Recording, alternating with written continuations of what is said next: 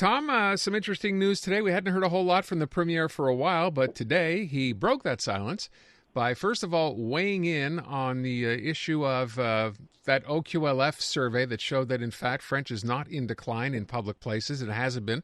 Basically, it's been stable since 2007. But then kind of pulled this rabbit out of his hat, asked about immigration, and dropped this. I say it's not in our plan short term, but what I want to tell Mr. Trudeau is that the majority of Quebecers, they think that 560,000 temporary immigrants, it's too much. It's hurting our healthcare system. We don't have enough teachers. We don't have enough in housing. So we really need to have some results. Mr. Trudeau finally said, yes, it was too much. It's the first time he's saying that. So we expect in the next meeting that he promised me for no later than June 30 that he would come with results. Yeah, what you didn't hear in there was his comment that he would consider calling a referendum on immigration if he doesn't get what he wants. I'm curious for what you thought of this, Tom. Well, if I were Justin Trudeau or one of his advisors, my reaction would be bring it on. Because Legault is playing fast and loose with the truth and the fact. He's playing a game, and it's a double game.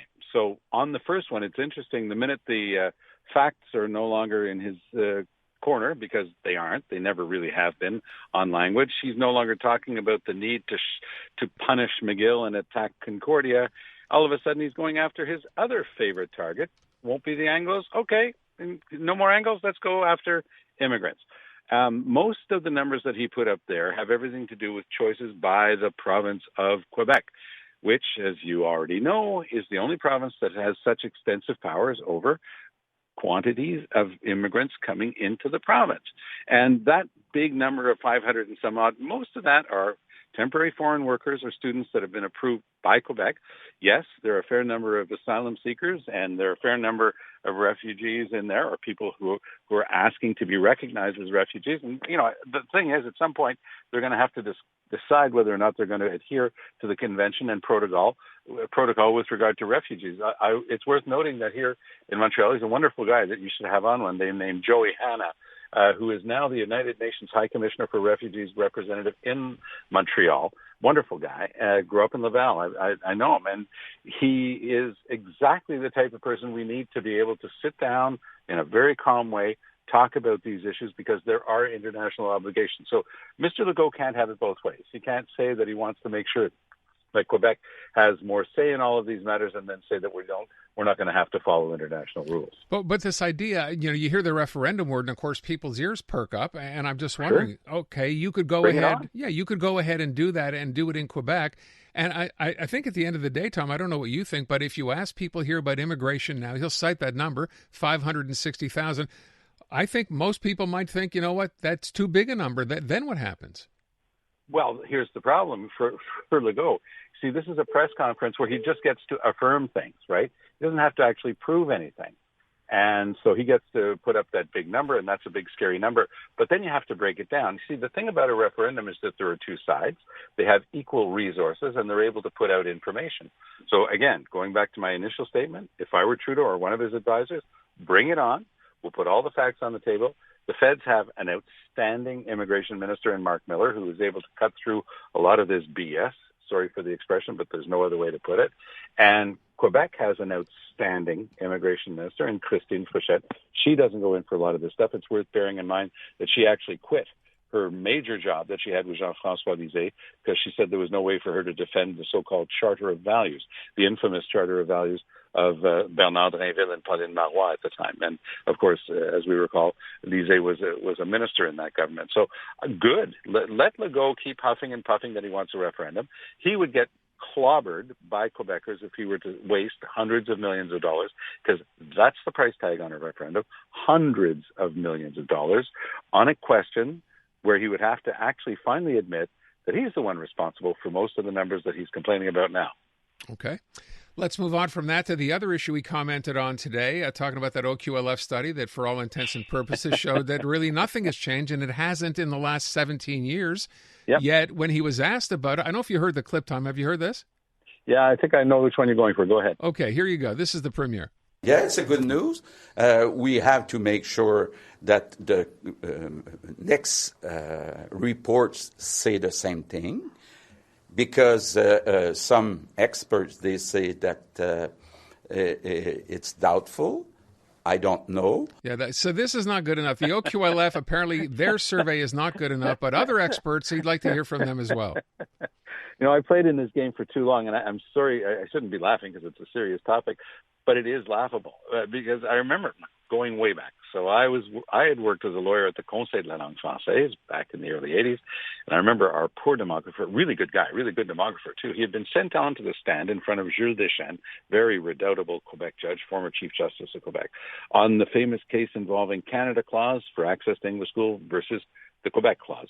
So in other words, the Charter of Rights, Section 23, versus Bill 101.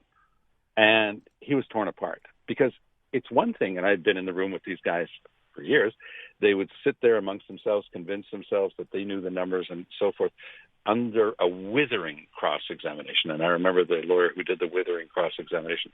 This guy was so personally shaken that none of the stuff that they were putting out would hold water. So Legault says it's a good news. Sorry, as you correctly point out, Aaron, something that's been around as a fact for 17 years isn't exactly news. It's a fact.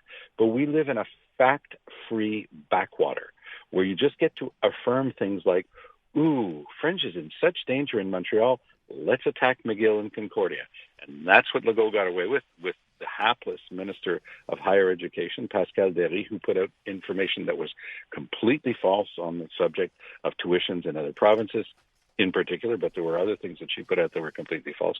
So that's where we've been living. We've been living in a society where to go after minorities, whether it's the English-speaking minority of Quebec or, in the case of immigration, minorities writ large, the government likes scoring political points with that. But it's a comeuppance. And instead of just saying, ooh, this is a surprise to me. I didn't know, because there are a lot of people who have been saying that to him for a while, a lot of experts. And, of course, now they're going to try to knock it down and try to prove that it's really in danger. You guys missed all the important information. All right. Let me move on from that and talk about federal politics. The Justin Trudeau Money for Everything tour continued today. Today was mental health. The super tour. That's right, the super tour. And today, so if you do a total up, I think we're over $35 billion so far. It actually may be more than that. I'm curious there. I was talking to Elias actually this morning about this. The suggestion being, some people think maybe Justin Trudeau is doing this because he would want to call an early election. In other words, not wait until October of next year, I guess, when he'd have to pull the plug, but something in between. Do you think this has anything to do with that? It has everything to do with Trudeau trying to find a way to have a fight with Pierre Poilievre. And I think the other shoe will drop, Aaron. You're talking about how much spending there is. Wait till you look at the revenue side. I'll wager you a cup of coffee that Mr. Trudeau is going to go back to his playbook of 2015, 2016. Right after he got elected, he was so proud that in his first budget, he raised taxes on the richer people in Canada.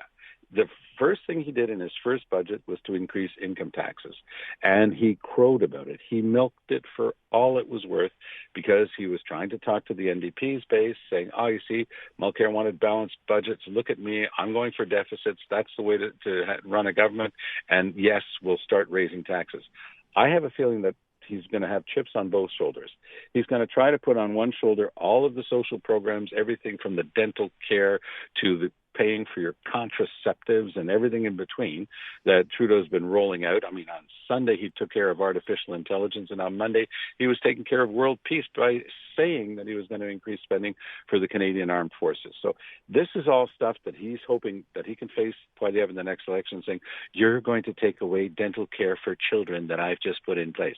And he's hoping to try to snooker Poilievre on that sort of stuff. On the other side, he's hoping to say to Poilievre, I'm taxing the rich, and you want to give them a break. You're going to be the guy running for the rich. So it is a political play by Trudeau. I don't think it is going to work because people just want to see him gone.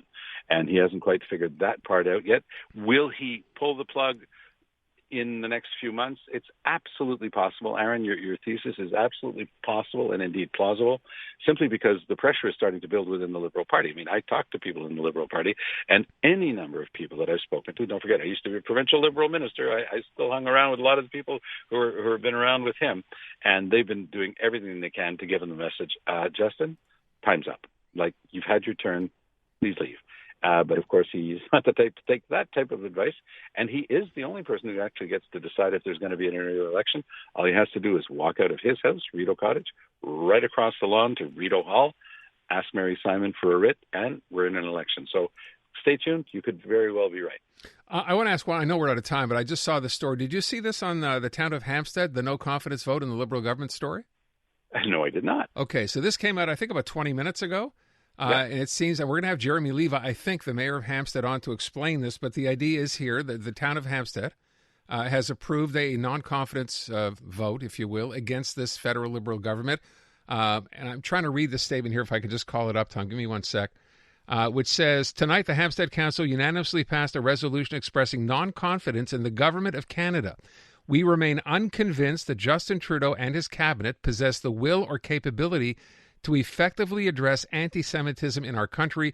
We urge a shift in direction. Then it's followed by a resolution. What do you make of that? Well, I make of it something that Tip O'Neill said a long time ago, Aaron, all politics is local. So I guess there are people in Hampstead that are doing their best to try to help Pierre Poilievre and the Conservatives, and they're going to try to use their town council to do it. Of course, the non-confidence motion from the town council means absolutely nothing, except the fact that there are enough people around that table who think that they should be helping Poilievre. So it is interesting, at least on that level, that we're finding out a little bit like we've seen in other areas. You know, he's shown up 4 times in that riding, Poilievre has in the past few months. It's not for nothing. It's because he thinks he can win it. So this is another indication. It's a game. It's a political game played at the expense of serious public administration on the municipal side, which is what they're supposed to be doing. All right. Tom, I thank you. We'll talk to you again later in the week. Talk to you soon. Take good care.